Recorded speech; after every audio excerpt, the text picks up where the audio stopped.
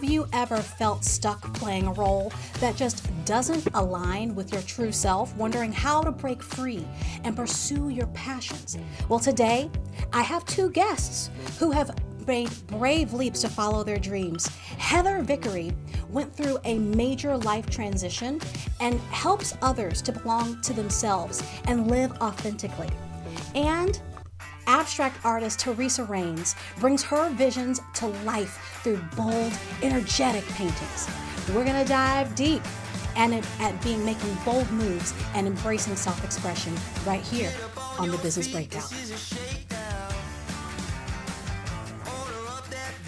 Like a takeout. Show me you got soul inside those new shoes, and you can rock and roll with an attitude. So good, so fresh, just the way you like it. Whoa, whoa, whoa, whoa. Yeah, hello.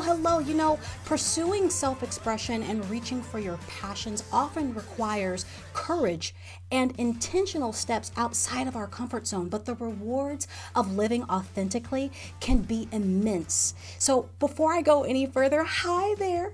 My name is Ella Glasgow, and I am your host and the Director of Fundability at Beyond Virtual Events, where we help established small businesses create impactful virtual experiences. And this just so happens to be that virtual event that we produce live on Zoom on the first and third Wednesday of every month. And this is my personal invite to you to join us in Zoom for the next event so that you can see what's possible for your virtual events. The link to register will be in the description after the show.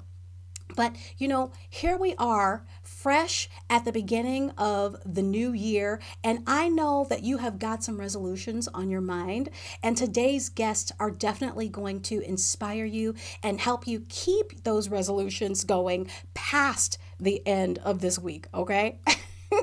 And you know what? In fact, while we're on the subject, I want to know, what are your resolutions that you've got going for yourself this year? I know that mine is, of course, to stay healthier and continue the journey that I've been on, but I'd love to know what yours are. But our first guest today is an award-winning entrepreneur. She's an author, a transformational success coach, and after leaving a decade-long marriage, Heather rebuilt her life and business on her own terms, and now she helps others make brave leaps through her coaching programs and platforms like the Brave Method. Heather is here today to share her journey of belonging to herself and first inspiring others to live boldly. Please welcome Transformational Success Coach and Brave Maker, Heather Vickery. Hi, I love that. I don't think anyone's ever said Brave Maker before, but I'm really here for that. Happy New Year. Good. I hope that you would be here for that. I'm so excited to have you on the show today, Heather, and learn more about what it is that you do. And I mean, it's an incredible story that you have, and the fact that you are helping others to really find that bravery within themselves. You've had an incredible personal transformation in your life. So I want to know, what was the hardest part of that journey? Wow, just to start with the easy ones, Ella. You know, it's always difficult to decide to belong to yourself before you belong to the rest of the world. And I think for me, it was sort of realizing that my choosing to not live my most honest, brave self was giving a message to my kids that they shouldn't do the same thing. And so really just that initial decision to sort of tear it all down or burn it all down and then rebuild it. You know, it's interesting because we think we're going to fix all these problems and then these things won't hurt again. And they do, kind of consistently in different ways and in unexpected ways. And so my work is around giving you quick tools and resources to recenter yourself, realign yourself, come home to yourself, and build that foundation of worthiness and enoughness from inside of you, regardless of what's happening externally, because this is work we just need to revisit all the time. So, still all the time. Yeah. The answer to your question is, it's still happening. I'm glad that you said that because I feel like with the way that the world works and the things that we see on the social medias and whatnot, Hmm. it makes one believe that the work somehow has an end. It does not, folks. Sorry to start your new year that way, but it's actually freeing, right? I find that to be a freedom awareness technique because if you think that there's an end and you just can't get there and you're broken and there's something wrong with you, then you just feel bad all the time.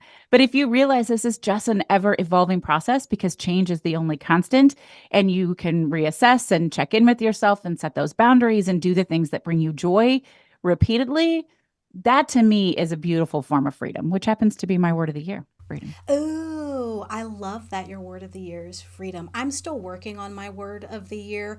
I've got so many words going through my mind, but duly noted, freedom. Yeah, it took me a minute, but I it when it landed hard. And it's Yeah. freedom for, not freedom from. Oh, oh, oh, oh, oh. Wait a minute, hold up. Writing it down. Freedom for, not freedom from. That's a big one because Hmm. in the things that I do, and I have a feeling that you do some of these things too, looking in those spiritual reaches of ourselves, um, Yeah. it can be easy in that spiritual world that a lot of us kind of roll around in to think that we have to get away from something. I feel like the Yes. languaging in that world sometimes can feel like we're trying to get away. As we say, we're going to let go. And instead of thinking of it kind of in the theater sense, I mean, your background says, it's a yes Yes. and. So Yes, it is always a yes and. And when you're saying yes to something, you're saying no to something else. When you're saying no to something, you're saying yes to something else. And so make sure you know what you're saying yes and no to all the time. Trust yourself. yeah, I feel like that is one of the hardest things for people to do is really trust themselves and really get into the nitty gritty of themselves. So with that being said, Heather, I want to ask what is that first step that you help have people to take to trust themselves? Yeah, that's a really difficult thing to do. And I will say that after, over a decade of coaching and asking clients and why did you pick me? Why did you come back? What served you? The answer overwhelmingly is that I have a gift for helping people learn to like and trust themselves enough to go out and do difficult things that bring them joy and purpose, whether that's something in your personal life or professionally. And the very first thing that we have to do, whether I'm coaching you one on one or you're a member of my Spark Collective, which is an $8 a month membership, is ask yourself hard questions and just build awareness because you cannot shift or change something that you are not aware of. And often we just want to hide from those truths because then we have to do something about them. But if you're ready to do something about it and actually show up for yourself and show up in your life and be your own foundation of worthiness and enough and trust yourself so that you can do whatever magic you're here to do, you got to start with awareness. You have to. Oh, look, I'm over here trying to take notes, okay? Because you said so many key things that you can't change what you're not aware of, and that is a huge piece that I feel gets lost a lot of Yeah. times with those who are wanting to move forward with something and unwilling to accept help from someone Yes. to help make that process happen faster. And it's not to say that we don't have the resources within ourselves. We do. I mean, we, Of we all course. do, right? But Of having course we do. someone like you to be able to be that outside eye, because Yes. we too close. We're too close to That's our exactly problem. it. Yeah. Yes. And it might be okay for everyone else, but not for us. Or, you know, very rare. I do a lot of work in self-compassion. I'm certified in positive psychology, human design, NLP, self-compassion, all of these different things. I love I love learning. And it's really difficult to treat ourselves the way we would want the people we care about to treat themselves. And I think it just goes back to awareness. It's just often unnoticed, or maybe we notice it and it feels bad, but we push it away so quickly that we can't fix it, or shift it or change it. And I just love seeing people light up with, oh my gosh, that really works. Or when I do this reflection exercise or this EFT tapping meditation, or when I sit with this one thought or this one activity, I feel so freedom. I feel so ready. I don't know what's going to happen, but let's find out. Yeah, yeah. I love that. And I have a hunch that some of these things that you're talking about that you do with those that you work with happen to be a part of, because I really want to know more about the Brave method. Oh, thank you. Yeah. The foundation of all of it is the Brave method. So, Brave is my thing. It's my word. I'm a Brave method coach, and that just came from my own experience. And it's an acronym that I put together a couple of years ago, 5 years ago now, when I was like, how do I package this up? Everything that I'm doing. So Brave stands for boundaries, what I call the 3 R's: reassessment, reframing, resilience, action and accountability, vulnerability, and then number 5, the E, that's your results. That's expansion and empowerment. And I always like to start there because I want everyone listening to know from the bottom of my heart that that's your work. That's inside work. Expansion and empowerment, I can't give you that. You are the only one that can give that to yourself. And when you show up, when you follow the Brave method, when you say yes to yourself, when you practice awareness and intention, that's how you expand and empower yourself. So the Brave method is sort of this underlying current between everything that I do and support people on. I love all of that. Heather, look, I already knew before we saw each other today. This is the first time I'm getting to see your face in action in real time. So I already knew that it was going to be you're going to have to come back. That's Well, just I would love to. that's just Thank you. what it's going to have to be, because there's so much with what it is that you do, and this is just a taste, a small taste. But this is not the last time we're going to see you, Heather. Okay, so, and I'm not just talking about another time from now. I'm talking about today. So I don't know. go anywhere. I know. Okay. Thank you so much for being with us thus far.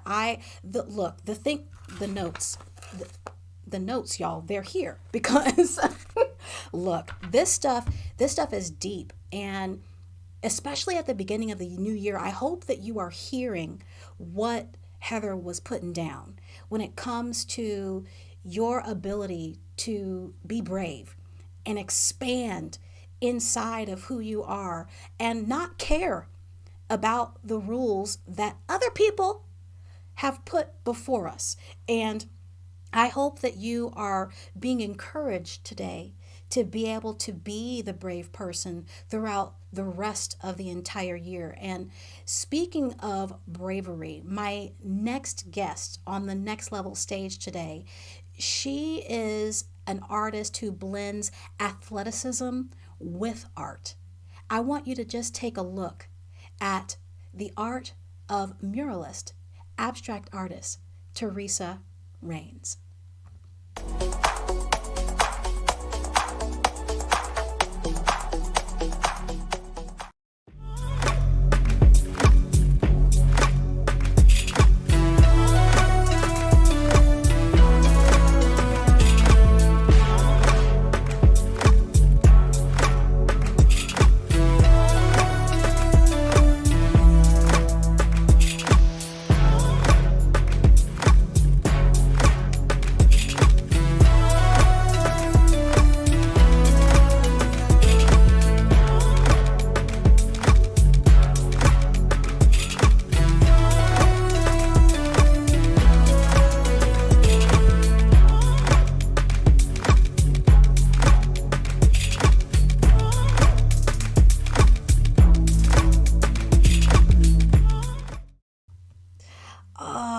I love the beauty and the power that I have seen in the work of this artist, Teresa, and other works that she has in her collections. She is known for her bold, multi canvas installations, and she uses intuition and a layered process to capture emotion and energy in her very vibrant works.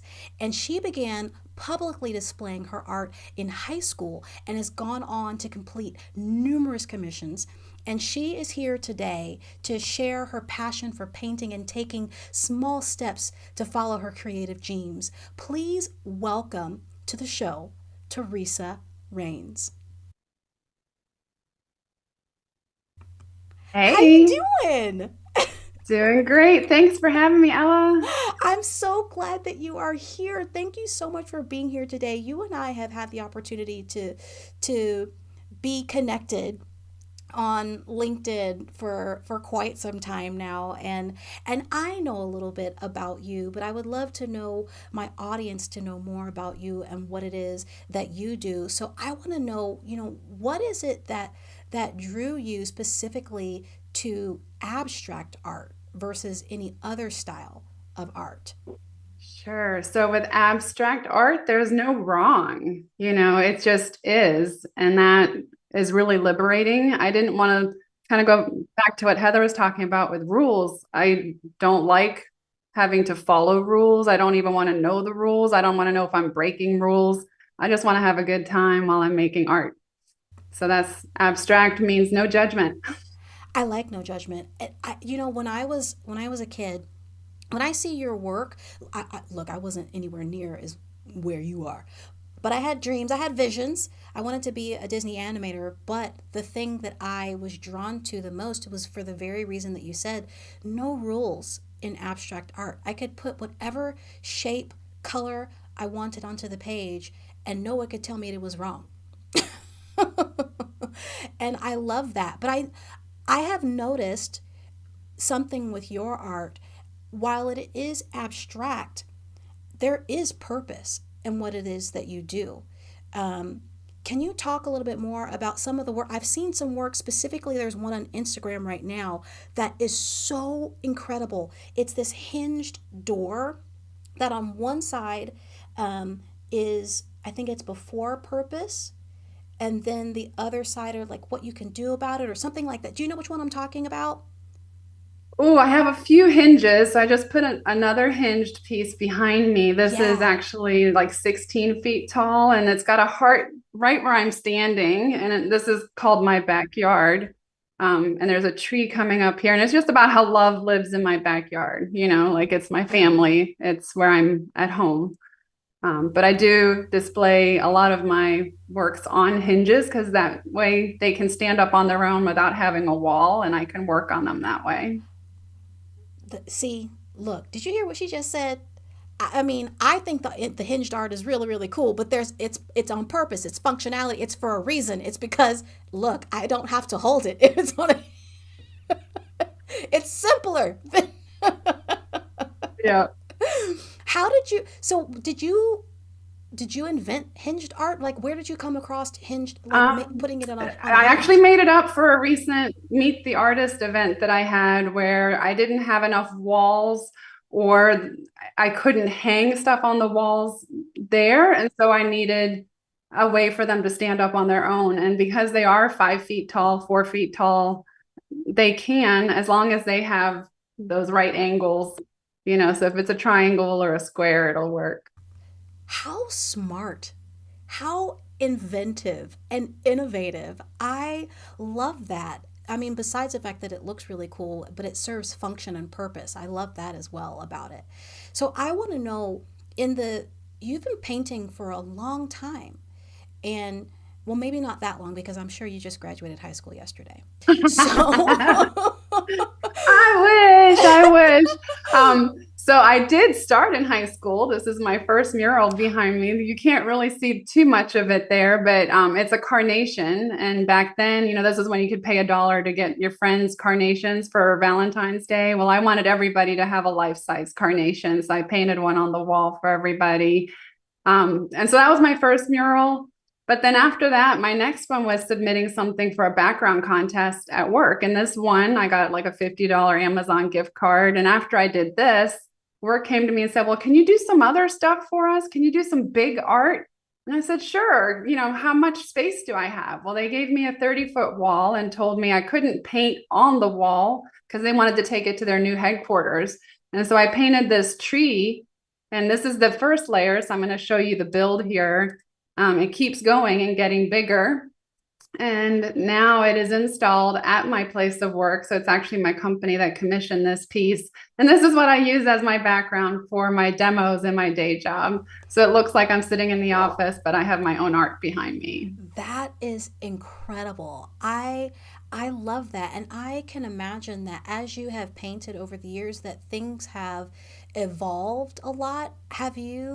What have you seen has been the change from when you began as an artist to where you are now?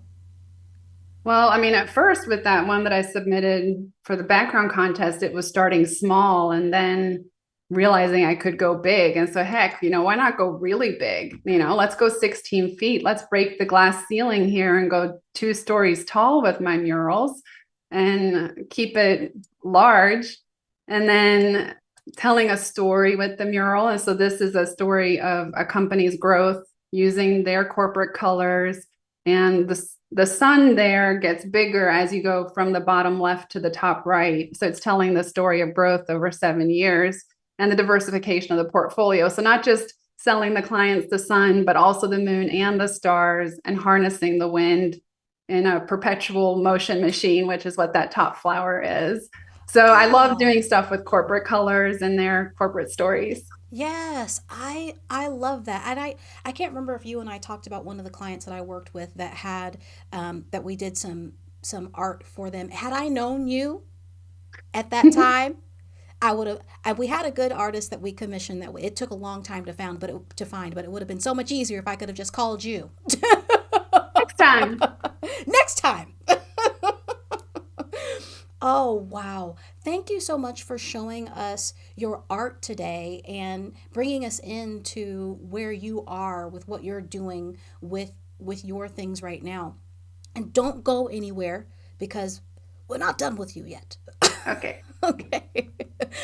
Can you believe it? The art, the beauty, and being able to find the story in the things that you do. And I wonder if you can find the story and the connection and the evolution and what it is that you're doing throughout the rest of this year. Before I leave you today, I want to bring back both of our guests and I want to have a little conversation with the both of you because I know that, hey, I want to find out from the both of you. I'm going to ask you the same question. Okay, so I'm going to do it eeny, meeny, miny, mo, catch a tiger by his toe. If he hollers, let him go. Eeny, meeny, miny, mo, as to who's going to go first. Okay.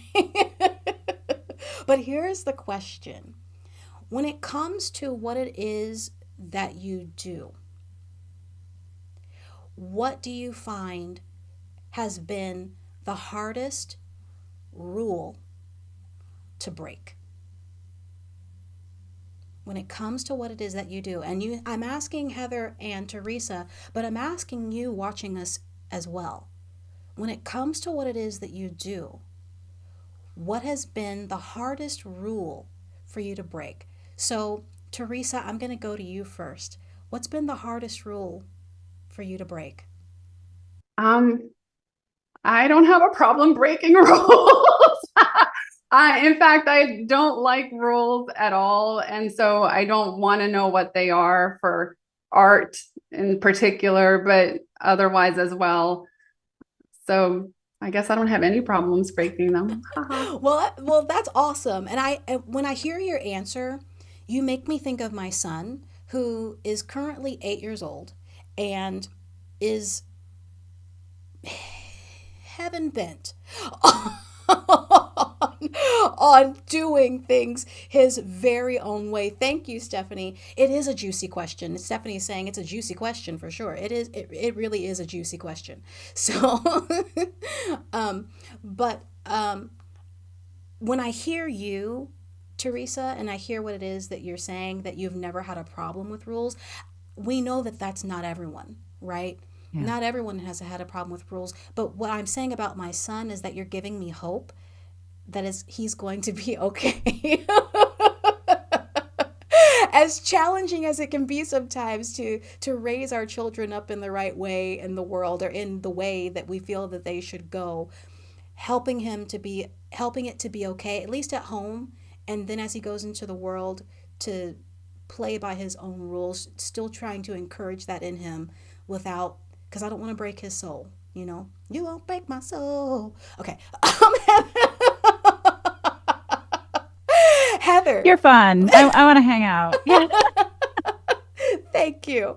Heather, I want to know from you, Yeah. especially with what it is that you do, what's been the biggest rule, the hardest rule that you learned to break? Yeah. I'm so glad you asked that. And I'm really glad I got to be second. Mm. Because I needed to think about it. And it's funny because, much like Teresa, it literally says in my bio on all of my social media platforms, break the rules. So I'm with you on breaking them. But I don't think that that's always easy to do. And it's certainly not always easy for me, even though I embrace it. And I think as an entrepreneur, the biggest rule that I had to break and forgive myself for breaking, because I went through that cycle, was not to be in hustle mentality or bro mentality where I have to work all the time because my phone or my computer or my laptop are with me all the time, and we have 24-hour access, and I can't be successful if I don't work all the time. Y'all, that is not true. It is not true. I'm also a projector in human design, if you guys are following human design, and it's definitely not true for me. So breaking the rule that you're supposed to be working constantly, prioritizing myself and my joy, and then forgiving myself for any time I feel guilty that I'm doing that, and going, nope, this is my choice. This is what I want. Yeah. Oh, yeah. I love that, because it's, as you said, we want to be accepted, and we want to be loved, and as you say in your bio, to be able to be unafraid, essentially, to love ourselves equally. Yes. And first, And which is first, so counterintuitive to society. it's very counterintuitive to society, and it's it is so important that we come to this place to understand that just because we have um, we have thought of ourselves first, that it does not mean that we're not thinking of others. We've been Absolutely. conditioned for a long time to believe that um, if you are asking for things for yourself, then somehow that means that you are not a humble person, and that you are not thinking of others. And that is just a bold faced lie from the pit of hell. So, Yes. Yes, it is. Yeah. right? So Yeah. take what And it, and go ahead. sorry, I would say I would counter, even take it a step further and say that you cannot be the loving, caring person for other people, whether they're family or friends or clients, if you don't take care of yourself first, because you are going to break. And then who are you to them if you are a mess, or if you're broken, or if something worse happens, Right. right? Right. It's so true. If you're not taking care of you as you, and then you have nothing else to give. There's absolutely nothing in your cup to give if you That's are right. completely empty. And, you know, generous as you may be, an empty cup, it's gonna do nobody nothing. So it might be No. it's a cute cup. It's a cute cup. So, And it's not about manicures and pedicures and massages, which I'm a big fan of. It is about this awareness, this deep internal work, yeah, finding yeah. your joy. That's It what it's really about. is. It really is. Thank you both for being here today. I mean, this conversation literally could go on. We could go for another probably 45 minutes with with all of this, and finding out and digging into how in the world Teresa came out of the womb, without thinking about anybody's rules. She said, whatever, I know, right? I'm like, bring it on. Let me dissect that. I'm here for it. give us some of what you got, Teresa. It took me a while, y'all. My kids grew up and they left the nest, and then I got to experiment and play and make a mess, and my art is messy. And, that gave me some freedom to become what I was supposed to be. And that and Pilates allows me to recharge, Yeah. so that I can bring my full self to all the other things that I still do. So I still have a day job, but the art and the Pilates are what keep me sane.